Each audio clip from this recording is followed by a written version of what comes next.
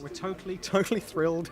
I mean, to get nominated is quite something. We're the first improv show ever to be nominated for an Olivier, so to win is just delightful, and we couldn't be happier. Couldn't be happier.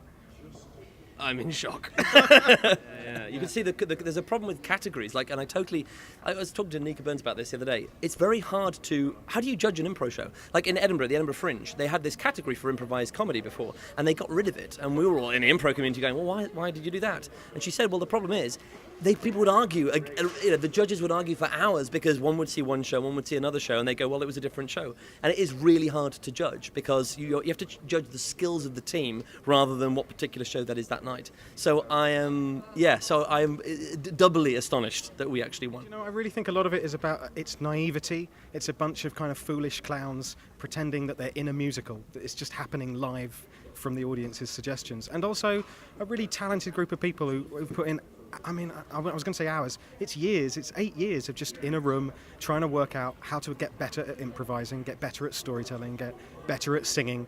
We're studying every musical that comes along, and it's been a thrilling ride, and hopefully it'll continue for many, many years. How much fun is it performing your show? No, it's enormous fun. In fact, the really fun thing is, I mean, generally I play the onstage writer, the guy who kind of writes the musical, apparently.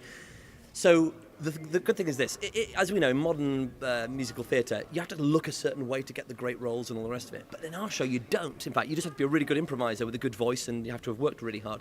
So they get to play the roles they would never get if they were being commercially asked to do it. They wouldn't play the leads. So and also, of course, they don't have to do the same show every night for years and years. So you can see them just, especially when it's going well, they have the most fun that is possible to have on stage.